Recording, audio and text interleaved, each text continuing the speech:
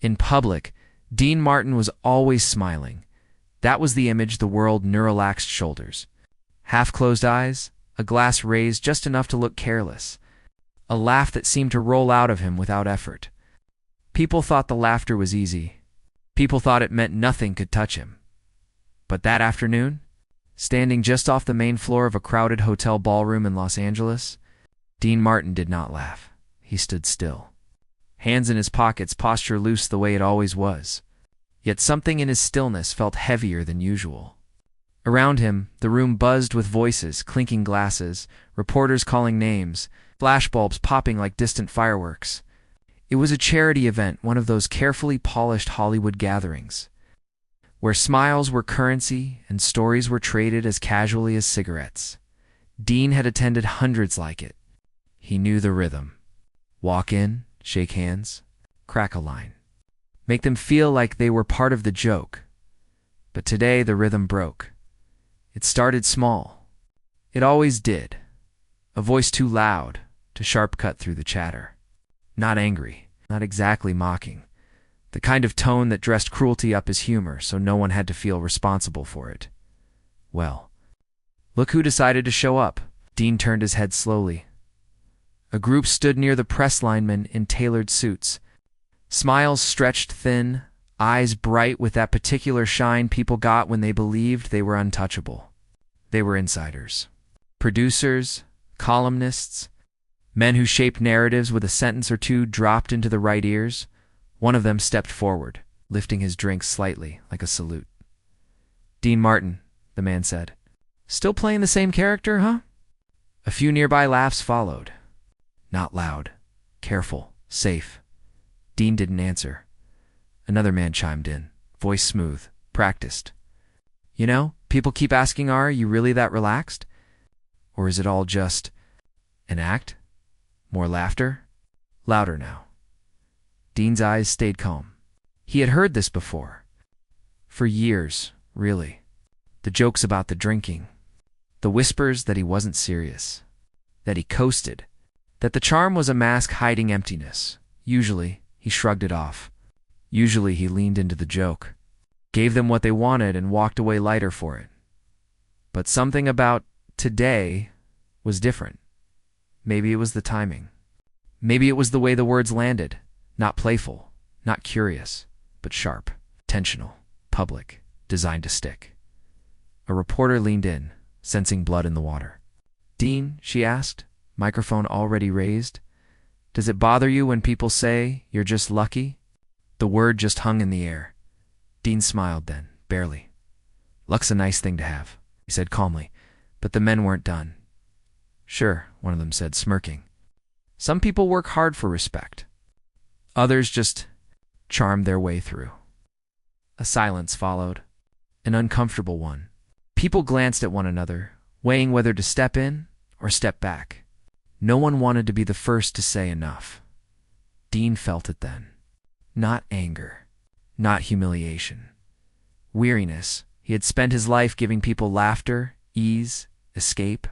He had learned early how to make a room comfortable, how to soften sharp edges, how to turn pain into music and jokes and warmth. He had done it so well that people forgot it took strength, and now, in front of cameras and strangers and men who believed cruelty was clever, they were testing him. Dean looked at them, really looked, and for a moment he considered saying something sharp, something that would draw applause. He could do that. He always could, but instead he nodded politely. "Enjoy the evening," he said. Then he turned and walked away. Some people laughed again, assuming they had one. Others frowned, sensing they had crossed a line but unsure where it was. Dean didn't look back. He moved toward the side exit, past a row of tables dressed in white linen, past guests who suddenly found their drinks fascinating. His smile faded as he stepped into the quieter hallway beyond the ballroom doors. The noise dulled behind him. For the first time that day, Dean exhaled. He leaned briefly against the wall, eyes closing for a second longer than necessary. The masked, the easy grin. The effortless charm slipped just enough to reveal the man underneath. He wasn't broken by what happened. He wasn't angry either, But he was tired. Tired of being underestimated. Tired of being reduced to a caricature. Tired of people thinking kindness meant weakness and humor meant emptiness. He straightened, adjusted his jacket, and headed toward the exit. He didn't know someone had been watching. Across the ballroom, near the back of the room, Frank Sinatra stood very still. Frank had arrived earlier, slipped in without spectacle, the way he preferred. He had seen the exchange from a distance, not every word, but enough. He saw the smiles that didn't reach the eyes. He saw Dean walk away instead of swinging back. Most people would have missed it. Frank knew Dean too well. They had shared stages, studios, long nights, longer conversations. Frank knew the laughter wasn't fake. He knew the calm wasn't emptiness. He knew exactly how much strength it took for Dean Martin to choose grace when it would have been easier to fight. Frank's jaw tightened not in anger, but in something colder, calculated. He didn't rush over. He didn't make a scene. Frank Sinatra had learned long ago. The loudest moves were rarely the most effective. He took a slow sip of his drink, eyes never leaving the group that had been so bold a moment earlier. They were laughing again, basking in their own cleverness. Unaware of what they had just triggered, Frank set the glass down carefully. Across the room, a producer leaned toward another and whispered something, smiling. A columnist scribbled a note. It's already shaping tomorrow's story. They thought it was over. Frank turned slightly and caught the eye of an old day acquaintance near the edge of the room. No words, just a look, a nod. The acquaintance stiffened, understanding immediately. Frank moved again, this time toward a quiet corner where the event coordinator stood nervously checking a list. He spoke softly, calmly, with the kind of authority that never needed raising. A few minutes later, phones began to vibrate, not loudly, not dramatically, just enough. A producer's smile faltered as he glanced down at his screen. A columnist's pen paused mid-sentence. Another man shifted, suddenly uncomfortable. Something had changed in the air. Frank Sinatra didn't smile. He wasn't angry for himself. This wasn't ego. This wasn't rivalry. This was loyalty, and Frank took loyalty seriously. By the time Dean Martin stepped outside into the cooling evening air, the city lights stretching out before him, he believed the moment was behind him. Another bruise absorbed, another slight ignored. He didn't know that behind him, inside that glittering room, quiet doors were closing. He didn't know that stories were being reconsidered, calls delayed, invitations quietly withdrawn. He didn't know that Frank Sinatra had decided without raising his voice, without stepping into the spotlight, that this would not stand. Not today. Not ever. And as Dean walked toward his car, hands still in his pockets, unaware of the shift already underway, one truth settled quietly into the night. Some battles aren't fought in public. Some are won in silence. The next morning, Los Angeles woke up like it always did. Traffic crawled. Phones rang. Studios buzzed. Assistants hurried down hallways with coffee and clipped schedules, believing like most mornings that nothing had changed overnight, but something had, not loudly, not visibly yet in certain offices, behind certain desks. There was an unease that hadn't been there before. It began with a phone call that didn't come. A producer sat at his desk, jacket still off, tie loosened, staring at the receiver as if it had personally betrayed him. He checked the time again. Too early to worry, he told himself. Frank Sinatra was busy, always busy. Still, Frank usually returned calls, especially his. Across town, a columnist skimmed through his notes from the previous night, the same smirk on his face until he reached the line about Dean Martin. He reread it once. Then again, something about it felt thinner in the daylight, less clever, more exposed. He folded the page and slipped it into a drawer instead of onto his desk. At a different studio lot, an executive assistant opened a calendar, paused, then frowned. A meeting that had been penciled in weeks ago gone? No explanation. Just removed? She double-checked the system. It wasn't a glitch. By mid-morning, whispers began to circulate. Not gossip. Hollywood thrived on gossip. This was quieter, more cautious. Questions phrased carefully, voices lowered instinctively. Did you hear from Frank? No, did you? Strange. He usually confirms by now. People noticed who wasn't calling back, who wasn't responding, who had gone suddenly, inexplicably silent, and silence in that world carried weight. Dean Martin, meanwhile, was nowhere near any of it. He sat at his kitchen table, sunlight spilling across polished wood, a cup of coffee cooling in his hand. The house was quiet, peaceful, the kind of quiet that allowed thoughts to stretch out, unguarded. He stared out the window, not really seeing the street beyond it. Dean wasn't replaying the event from the night before in anger. He wasn't rehearsing comebacks he wished he'd delivered. He had moved past that stage of life long ago. But there was a question lingering, stubborn and unwelcome. How long can a man be misunderstood before it starts to wear him down? He had chosen humor as armor, ease as protection. He had learned early on that people were kinder when they were entertained, safer when they were laughing. But sometimes, like last night, the armor cracked. The phone rang. Dean glanced at it, surprised. He hadn't expected any calls this early. He picked up. Hello? A familiar voice answered, calm, measured. Morning, pal. Dean smiled despite himself. Morning, Frank. There was a pause on the other end. Not awkward, intentional. You all right? Frank asked. Dean leaned back slightly in his chair. I'm fine. Another pause. Frank knew that answer well. It meant, I don't want to make this bigger than it needs to be. Frank exhaled quietly. Good. Dean waited. He sensed there was more. Frank didn't say what he'd done. He didn't mention calls or meetings or silences. He didn't need credit. Instead, he said something else. People forget, Frank said slowly. That respect doesn't come from noise. Dean's grip on the cup tightened just a little. They forget, Frank continued, that a man can be gentle without being weak. Dean said nothing. Frank cleared his throat. Anyway, thought I'd check in. You're coming by later? Yeah, Dean replied. I'll stop by, good. The line went dead. Dean sat there for a moment longer, phone still in hand, a strange sense settling over him. He didn't know why, but Frank's voice had carried something else this morning. Not concern, not anger, assurance. Back across the city, that assurance was beginning to take shape. At a studio conference table, a group of men sat waiting.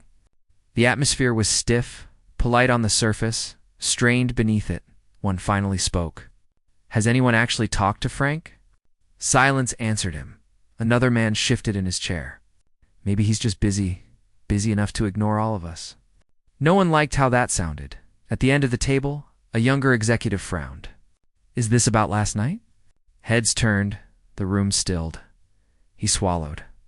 I mean, the thing with Dean, maybe it rubbed him the wrong way. Scoff came quickly. Frank Sinatra doesn't manage his life based on feelings. The younger man replied carefully. But he does manage it based on loyalty. That word landed hard. Loyalty. It wasn't something contracts could guarantee. It wasn't something influence could buy. It was older than all of that. More dangerous, too.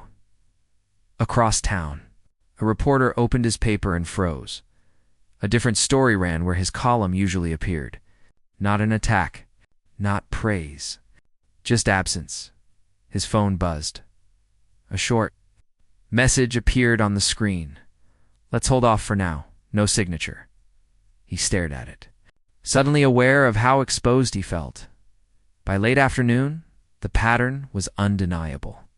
Invitations delayed. Projects quietly reassigned.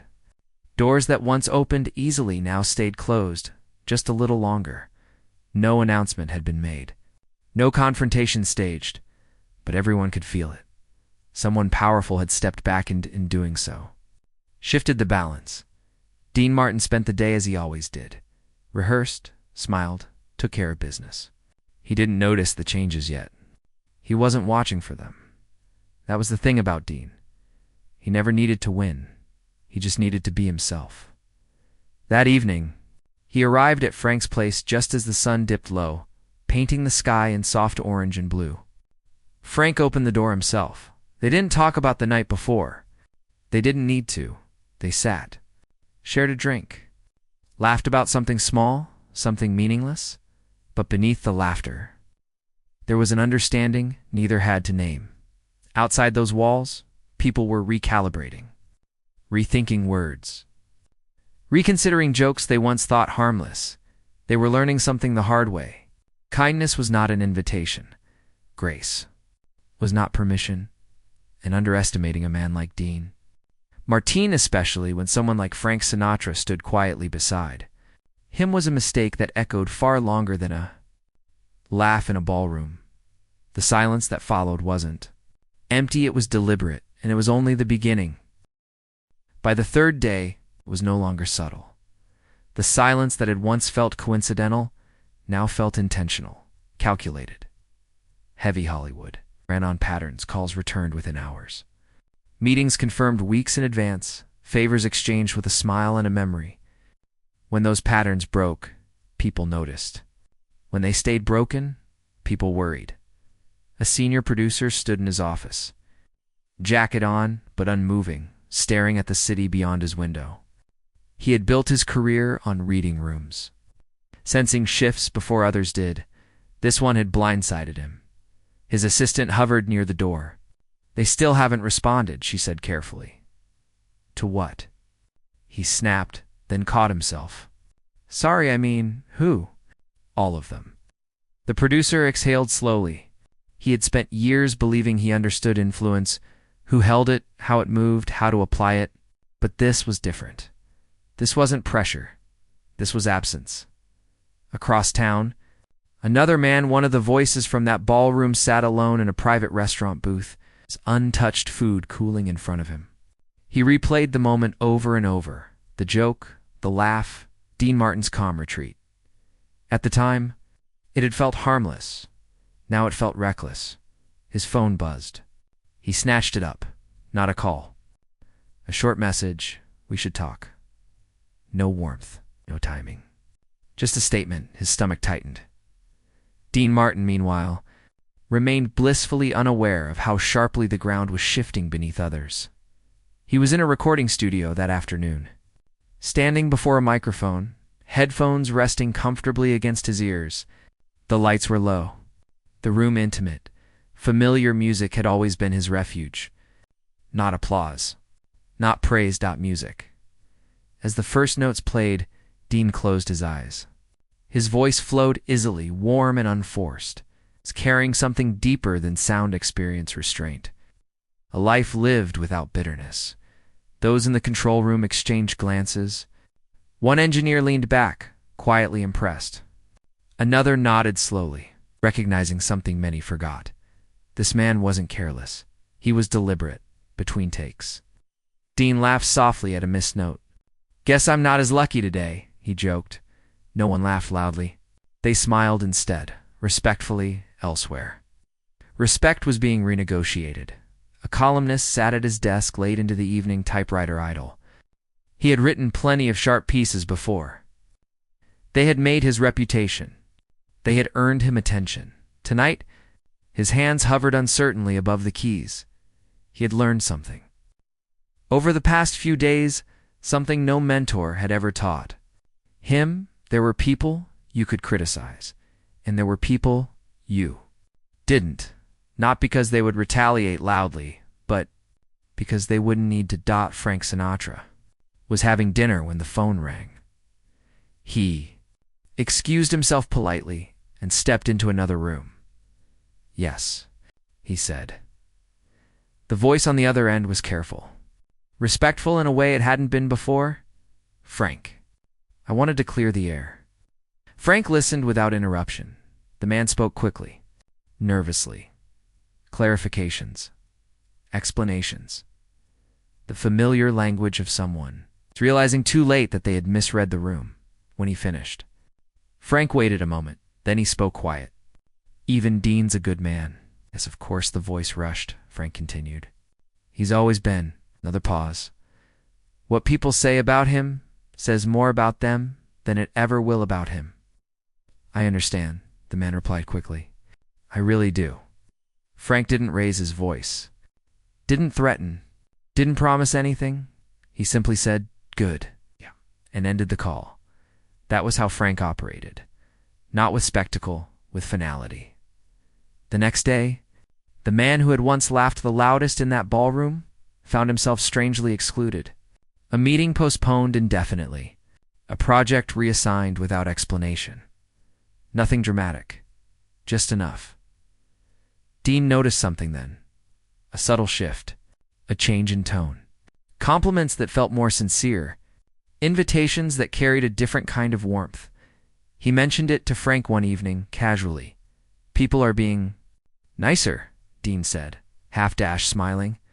Frank shrugged. Maybe they're growing up. Dean laughed. Took them long enough. But later alone, Dean reflected on it. He had never asked Frank to step in. Never needed someone to fight his battles. He had made peace long ago with being misunderstood, yet knowing someone had chosen to stand. Quietly beside him, not for attention. Not for reward, settled something. Deep in his chest, it reminded him of something simple and rare. That loyalty didn't need permission. That kindness, when protected, could outlast cruelty. That strength didn't always announce itself, in boardrooms and studios. The lesson continued to spread. Words mattered, jokes had weight, and there were men whose calm presence carried consequences far beyond the room. The people who once spoke freely now chose silence instead, not because they were afraid, but because they finally understood respect wasn't optional. It was earned, and it could be lost just as quietly as it was withdrawn by the end of the week. The balance had shifted completely. No apologies were issued publicly. No statements released, but everyone knew the room had changed, and the man they had underestimated had never raised his voice once. Time has a way of revealing what moments try to hide. A week passed, then another. The incident that once felt sharp in public began to blur at the edges. Not because it was forgotten, but because it had been absorbed, processed, understood. Hollywood moved on, as it always did, but something had changed beneath the surface. Dean Martin felt it first, not in headlines or praise, but in how rooms responded to him. Conversations slowed when he spoke. People listened longer. Laughed less loudly, but more honestly. Respect had replaced assumption. One evening, Dean stood backstage before a show, adjusting his cufflinks as the murmur of the audience filtered through the curtain. The air smelled faintly of wood, fabric, and anticipation. Familiar, comforting. A younger performer lingered nearby, clearly nervous. Pretending to busy himself with nothing, Dean noticed. "You all right, kid?" Dean asked gently. The young man swallowed. "Yeah, just first big crowd." Dean smiled. "They're rooting for you. Most people are. Even when it doesn't look like it." The words were simple, unremarkable on the surface, but the young man nodded, like he'd been handed something valuable. Dean had learned something over the years, that strength wasn't proven by standing taller than others, but by making space for them. Out in the audience that night, Frank Sinatra sat quietly, hat tilted just enough to cast a shadow across his eyes. He didn't announce himself. He never needed to. He watched Dean walk on stage. The applause came fast, full, earned. Dean didn't bask in it. He never did. He waited, hands relaxed at his sides, letting the noise crest and settle. Then he sang, and in his voice was everything the jokes had. Mist, discipline, control, care. Frank leaned back slightly. Satisfied, not proud in a loud way, but steady. Certain. He hadn't acted out of anger. He hadn't sought to correct anyone publicly. He had simply protected what mattered. Later that night, in a quieter corner away from the crowd, a man approached Frank hesitantly. One of the same men who had once laughed too freely. "I wanted to say something," the man began. "About Dean." Frank waited. I was wrong, the man said. Not about the jokes, about the man. Frank studied him for a moment, then nodded once. Happens. The man hesitated. Is that enough? Frank didn't answer right away. Then he said, Depends what you do next. And that was it. No absolution. No punishment, just responsibility. Dean and Frank met later, as they often did. No ceremony, no spotlight. Two men who had shared decades of music, friendship, and quiet understanding. Dean poured a drink, slid one across the table. You didn't have to do anything, you know. Frank accepted it. I know. Dean watched him for a moment. You still did. Frank shrugged. Some things are worth standing still for. They drank in silence for a while. Outside, the city hummed. Inside, the room held something calmer. Dean finally spoke. Funny thing, he said. All those years people thought I didn't care? Frank smiled faintly.